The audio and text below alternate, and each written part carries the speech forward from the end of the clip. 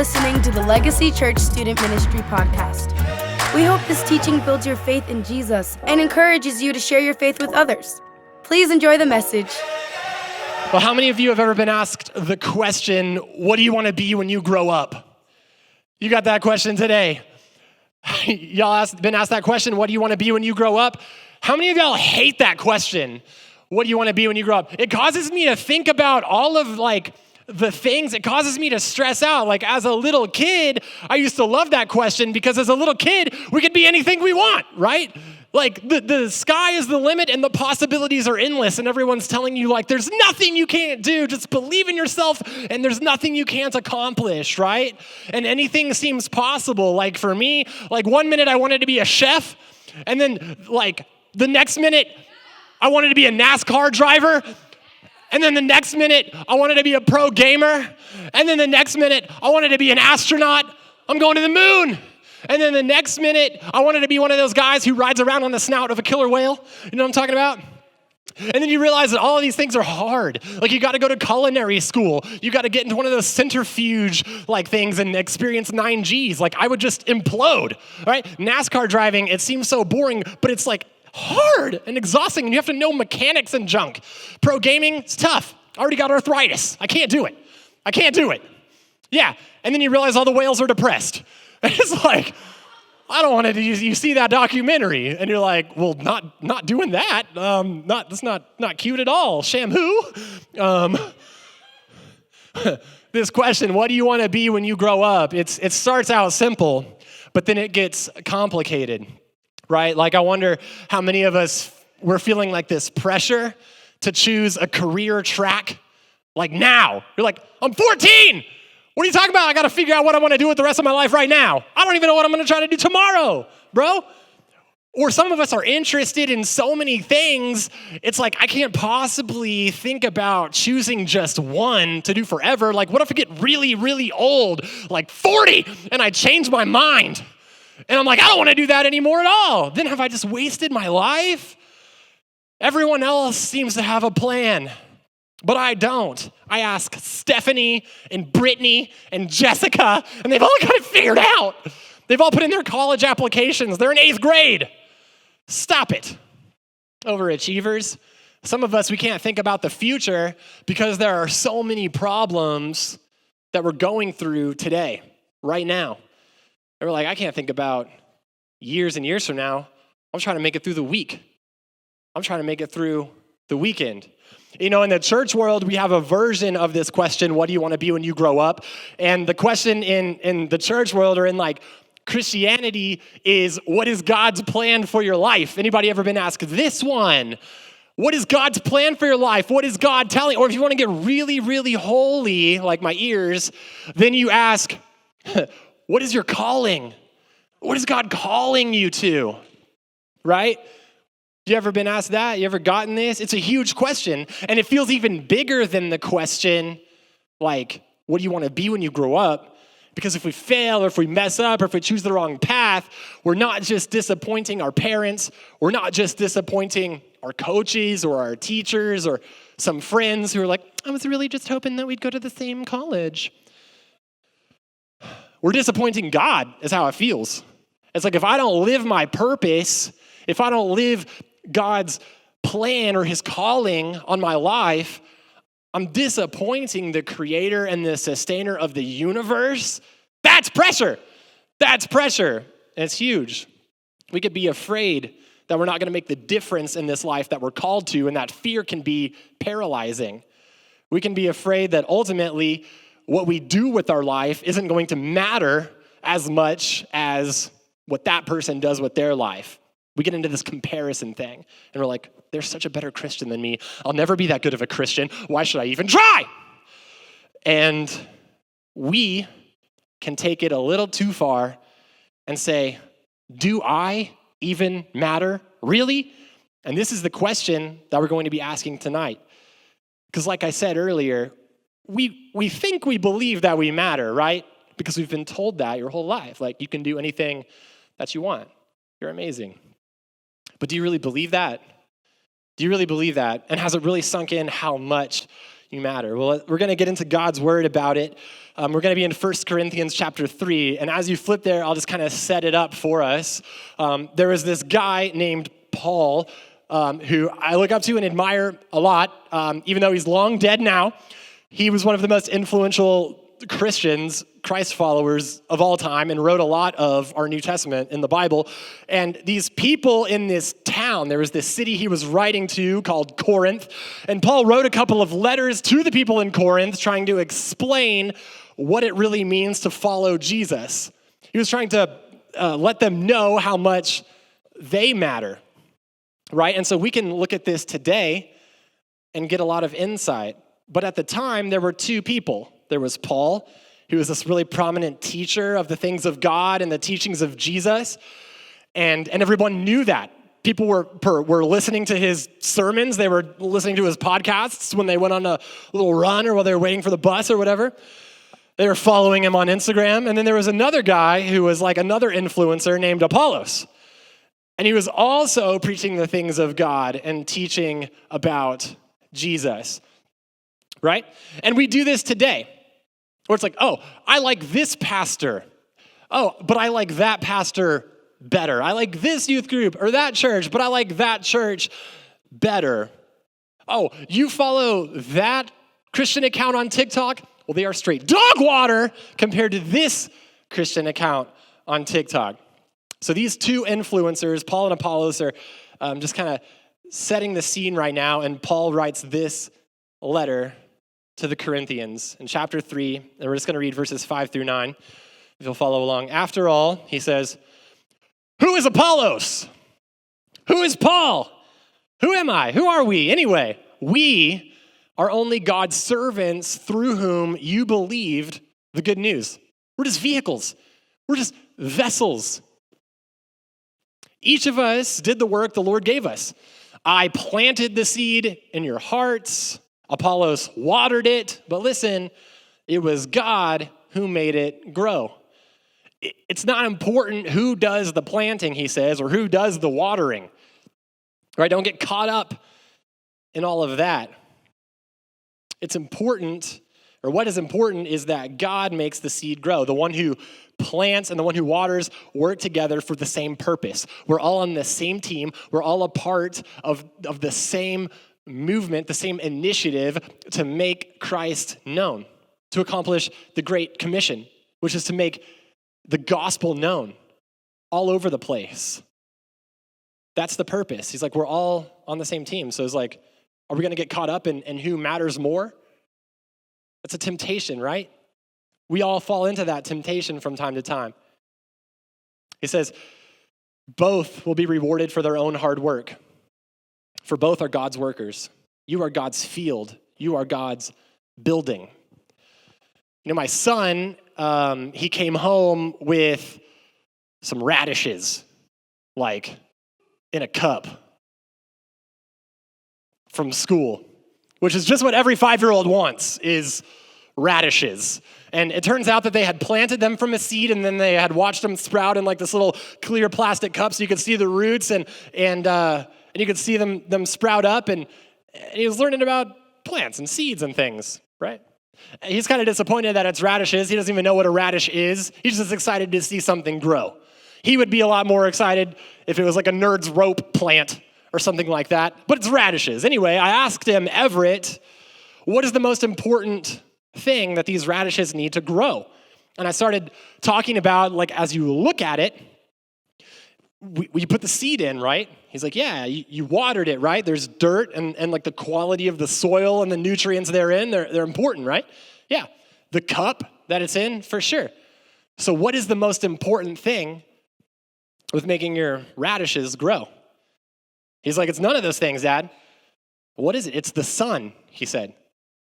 And he's absolutely right. The sun is the most important thing in making these things grow. See, a lot of us, we're like the cup or the dirt or the water or the seed or whatever, but we're all working together to accomplish the same purpose, is to see God's kingdom grow. But what makes God's kingdom grow? It's God. He's using us.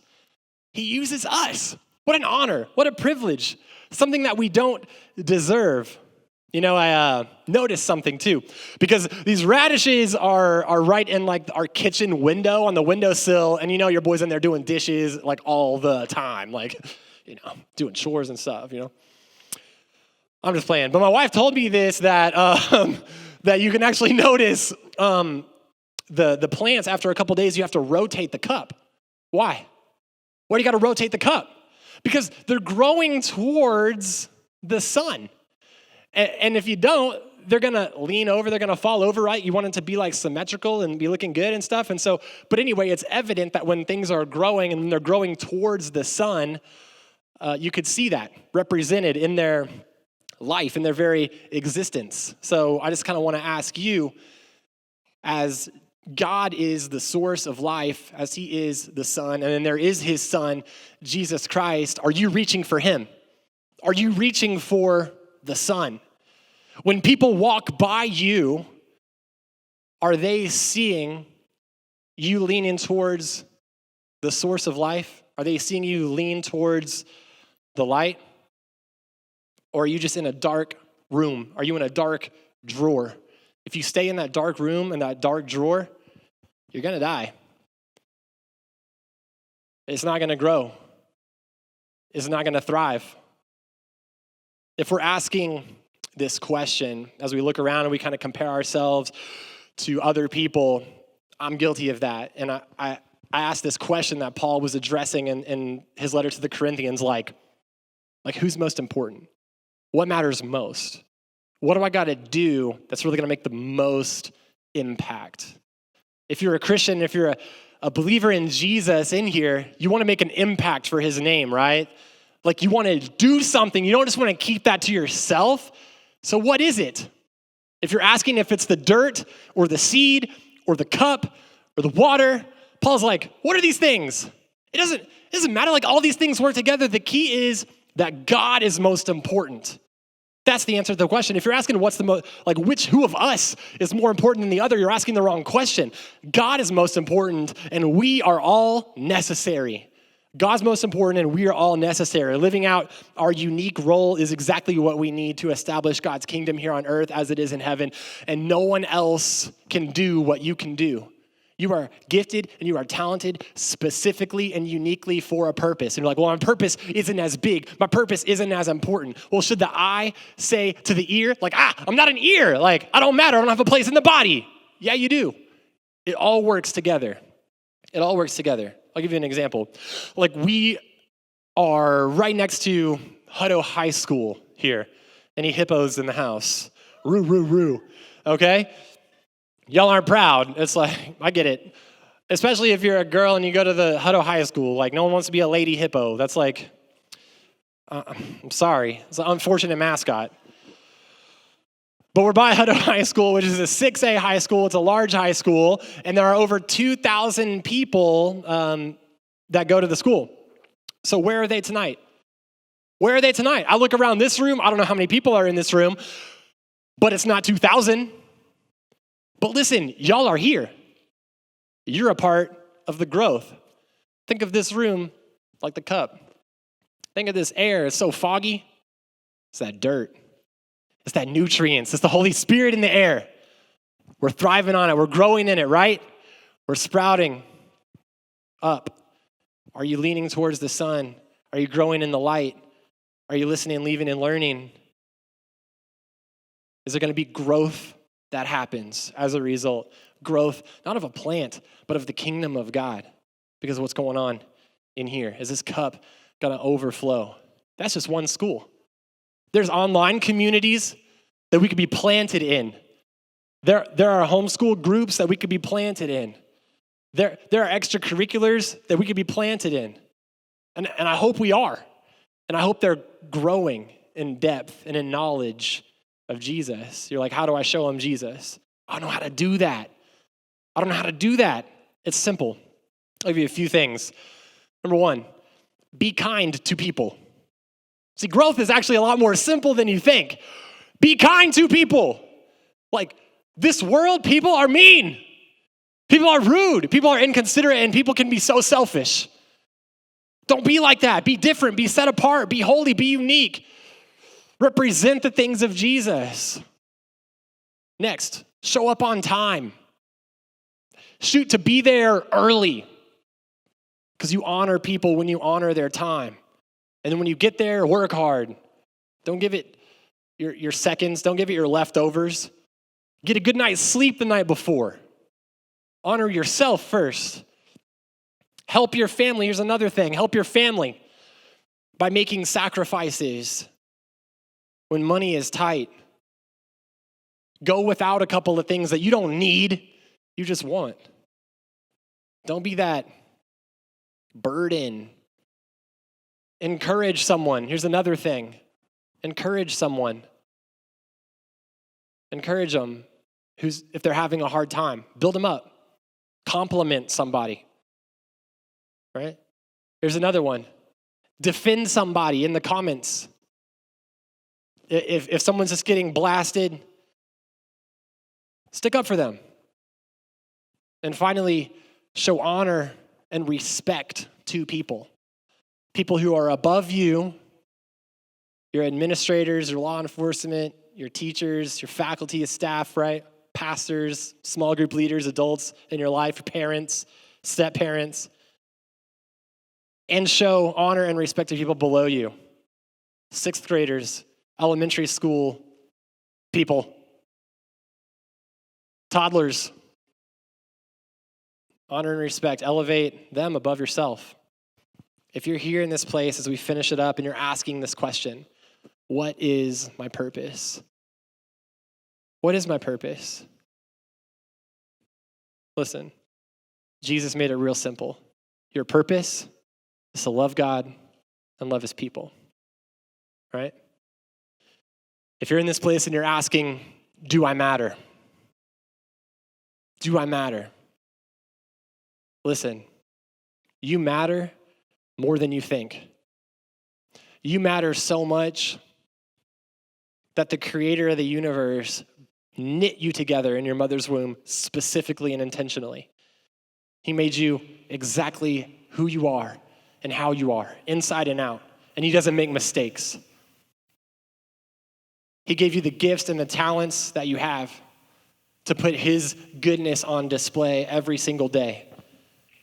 And we mess that up every single day. But you matter so much that even though you mess that up every single day, he sent his son to die for you in your place when you don't deserve it. You didn't deserve that.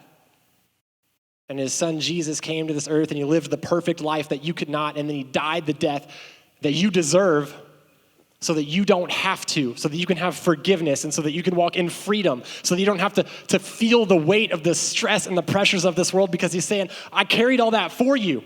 Give it to me. I want to carry it for you. Just walk with me. Let me. But we're holding on. Let go. Put your faith in him. Believe in him. Right? You matter that much. He did that for you.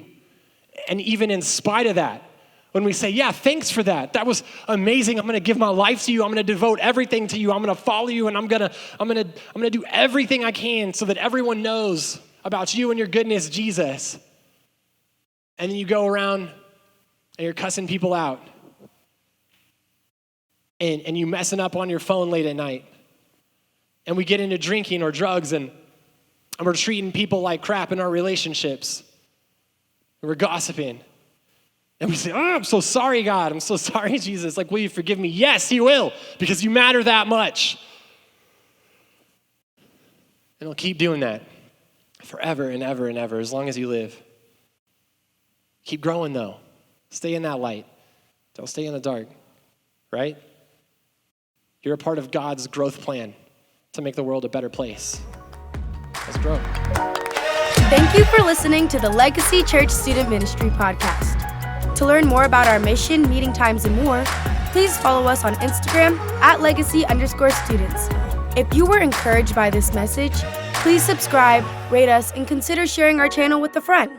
Available anywhere you get podcasts.